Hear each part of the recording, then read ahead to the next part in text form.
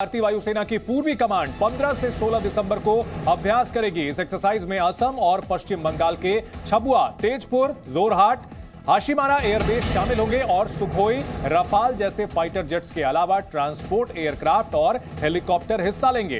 तो चीन ने जिस तरह की शरारत की है और भारतीय सैनिकों ने उसका मुंहतोड़ जवाब तो दिया ही है, साथ ही साथ 15-16 दिसंबर को भारतीय एयरफोर्स की ओर से पूर्वी कमांड 15-16 दिसंबर को अभ्यास करेगा। इस एक्सरसाइज में असम और पश्चिम बंगाल के छबुआ, तेजपुर, जोरहाट, हाशिमारा एयरबेस शामिल होंगे। आपको बता दें कि पूर्वी इलाके में अब भारत की ओर से काफी मजबूत तैनाती की गई है और पिछले कुछ सालों में यहां पर जिस तरह से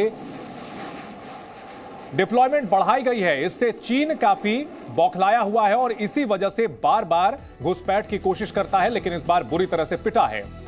5 तस्वीरें आपको दिखा रहे हैं। चीन ने भारतीय सेना को संयम का पाठ पढ़ाया है। बड़ी ही दिलचस्प बात यह है, इस बीच अमेरिका की ओर से कहा गया है कि दोनों देश द्विपक्षीय वार्ता करें। दरअसल भारतीय सेना की 3 यूनिट ने चीन की कोशिश को तवांग में पूरी तरह से नाकाम कर दिया। 9 दिसंबर की झड़प की तस्वीरें सामने आ रही हैं, वायरल वीडियो ये सामने आ रहा है जिसमें 20 से 25 भारतीय सैनिक चीन के सैनिकों की पिटाई करते हुए दिख रहे हैं। चीन के लगभग 300 सैनिक वहां पहुंचे थे, लेकिन 20 से 25 जवान उनकी लाठी डंडों से पिटाई करके उनको वापस खदेड़ते हुए नजर आए हैं। वहीं सेना की ओर से वहां पर तैनाती पुरजोर की हुई थी, लेकिन चीन के 300 सैनिकों से निपटने के लिए भारत के महज 20 से 25 सैनिक काफी थे।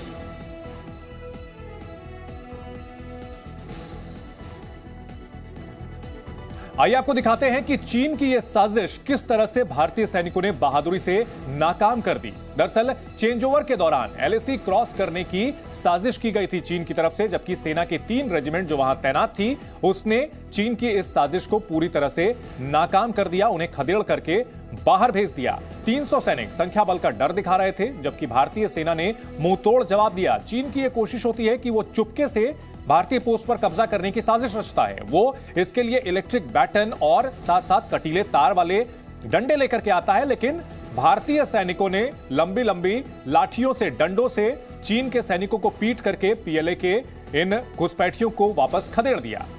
होलीद्वीप परिक्रमा क्षेत्र में आक्रामक व्यवहार किया चीन के सैनिकों ने, लेकिन 17,000 फीट की ऊंचाई पर भारत की पुख्ता तैयारी थी और कोई गफलत नहीं थी। चीन के पैंतरेबाजी से भारतीय सेना की पलटन पूरी तरह से वाकिफ थी और इसी का फायदा यह मिला कि भारतीय सेना के जवानों ने यहां पर पीएलए के सैनिकों को खदेड़ दिया है।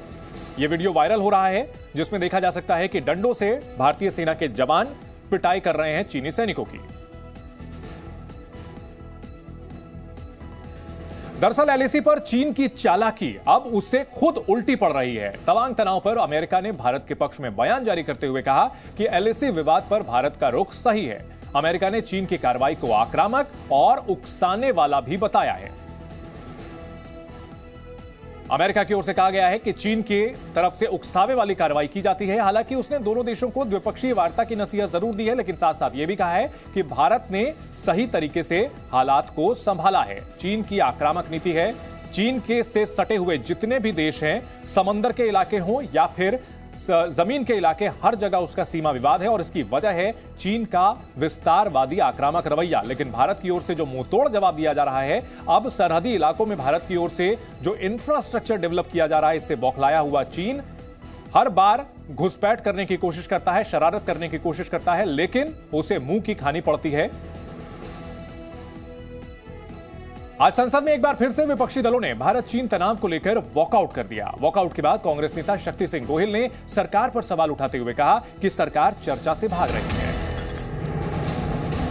भारत चीन तनाव पर विपक्ष ने सरकार पर हमला बोला है और कहा कि सरकार चर्चा से भाग रही है। कांग्रेस सांसद शक्ति सिंह गोहिल का यह बयान।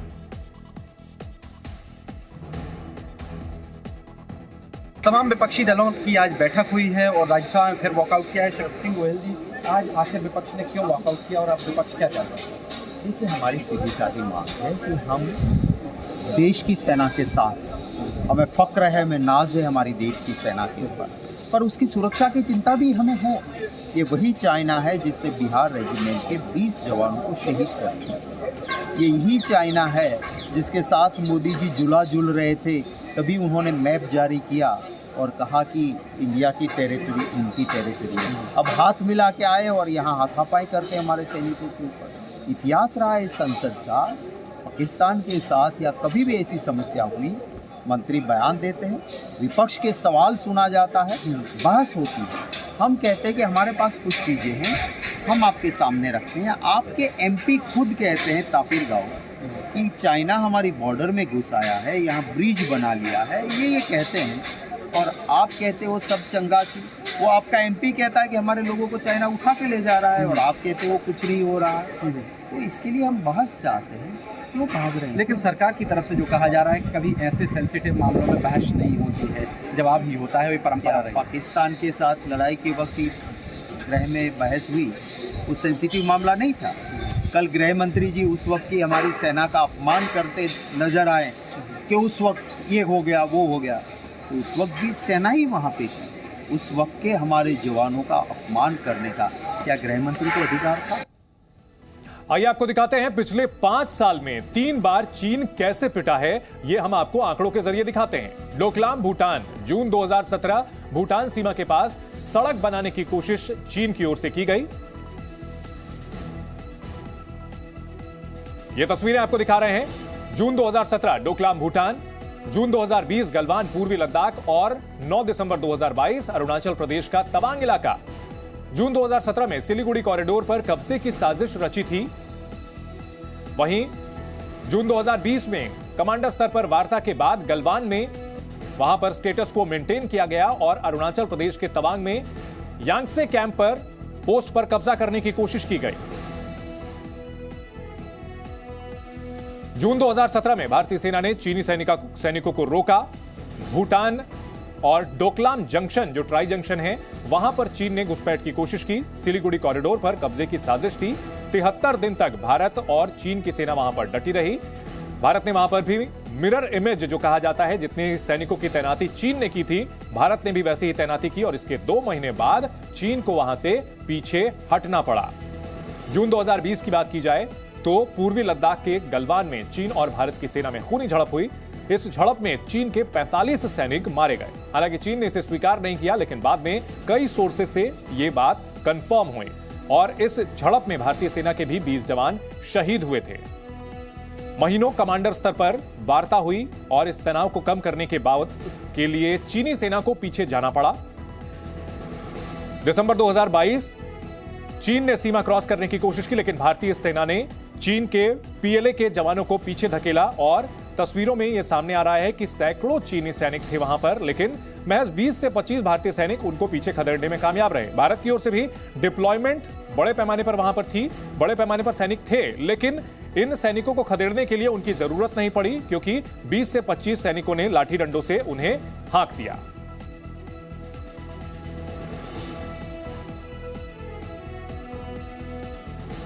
और तवांग में जी मीडिया संवाददाता सोमित सेन पहुंचे हैं, वहां से आपको एक रिपोर्ट दिखाते हैं।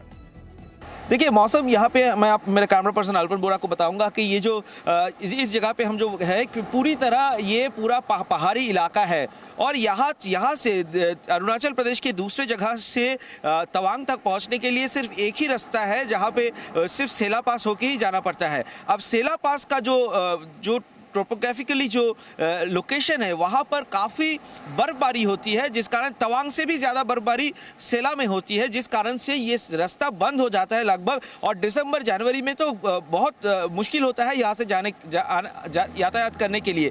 इसीलिए भारत सरकार ने पहले से ही एक प्लानिंग बना के रखा है और यहाँ पर वो एक टनल बना रहे हैं कई हज़ार करोड़ रुपए से, ताकि सीमा से सीमलेस जो कनेक्टिविटी वो बनी रहे। साथ ही यहाँ पर सेना का जो डिप्लॉयमेंट है उसको बढ़ाने के लिए और फास्ट मूवमेंट के लिए एयरफोर्स के तरफ से एडवांस लैंडिंग ग्राउंड बनाया जा रहा है और हेलीपैड भी कई जगह पे बनाया जा रहा है। साथ ही साथ जो लोग एस्कॉर्ट करते हैं, स्थानीय जो पुलिस के हैं या फिर अगर यहाँ पर जो एस्कॉर्ट करते हैं, चाहे वो आईटीबीपी के जवान हो या फिर स्थानीय अरुणाचल पुलिस के जो जवान हैं, वो जब इनको एस्कॉर्ट करते हैं, क्योंकि देश के कई जगहों से सेना यहाँ पर आते हैं, सबको यहाँ का भाषा नहीं आता है, तो चाइना की तरफ से मैंडरिन भाषा में बताया जाता है, बात किया जाता है, और वहाँ से अगर कुछ गलत भी कहा जाता है तो इसीलिए आईटीबीपी और अरुणाचल प्रदेश के जो पुलिस के जवान हैं उनको मैंडरिन भाषा की भी पाठ दिया जा रहा है, उनको सिखाया जा रहा है, ताकि चाइना की तरफ से कोई अगर गलत कदम उठाया जाए या फिर वो अगर अटैक करते आए, ऐसे जो जैसे स्टैंड अप हो गया, अगर वो अपने फोर्स को कुछ इंस्ट्रक्शन दे रहे हैं तो जल्द से जल्द वो भारतीय सेना को भी समझ आए, और इसीलिए ये प्लानिंग भी करके एकदम सेना पूरी तरह से तैनात है अभी इस वक्त सीमा पर।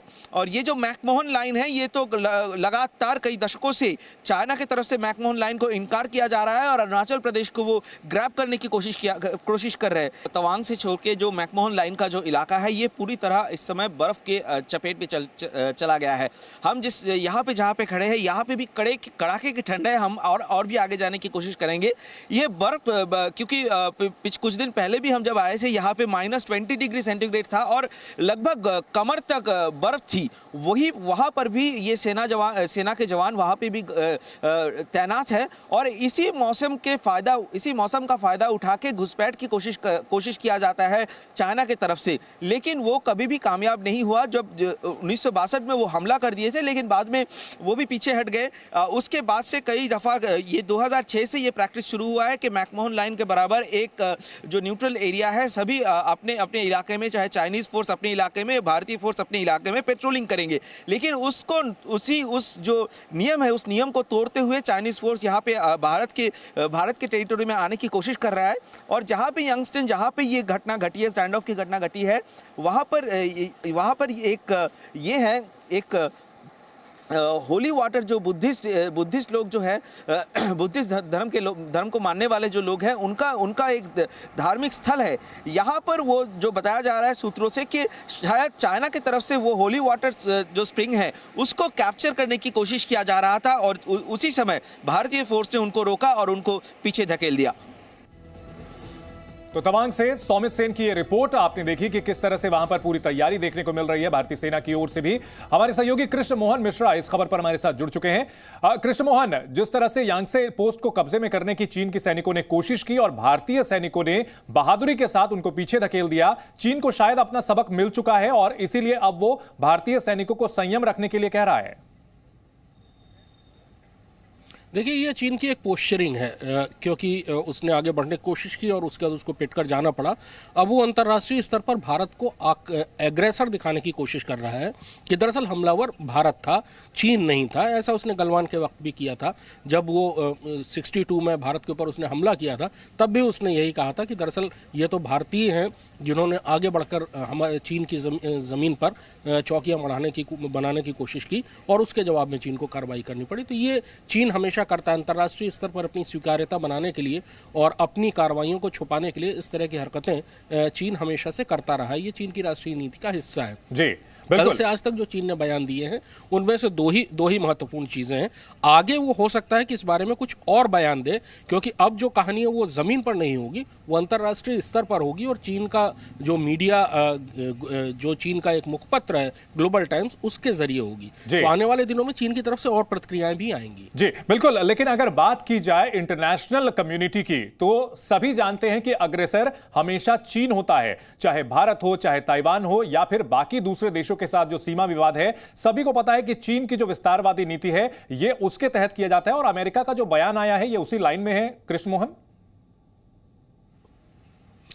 चंदन, ये चीन के दोस्तों की अगर आप तादाद गिने तो उन्हें आप 1.5 मान सकते हैं कि एक नॉर्थ कोरिया और आधा पाकिस्तान। उसके अलावा चीन के साथ कोई भी देश कभी खड़ा नहीं होता है अंतर्राष्ट्रीय स्तर पर। और कोविड के आउटब्रेक के बाद तो पूरी दुनिया चीन के खिलाफ खड़ी हुई है। चीन अपने व्यापार को बढ़ाने के लिए एक विस्तारवाद की हमेशा कोशिश करता है, दूसरी जगहों पर पैसा डालता है और उसके बाद उनकी सरकारों को इन्फ्लुएंस करने की कोशिश करता है। श्रीलंका का हाल हम देख रहे हैं, पाकिस्तान को वो लगभग अपनी कॉलोनी बना चुका है। अफ्रीका के कई देशों में उसने इतना पैसा डाला और उन सरकारों की जो नीतियां हैं उनको चीन तय कर रहा है। तो चीन की जो ये नीतियां, उससे पूरा विश्व परेशान है और ये इस खतरे को भी देख रहा है। चीन जमीन पर पूरी दुनिया में अतिक्रमण करता है।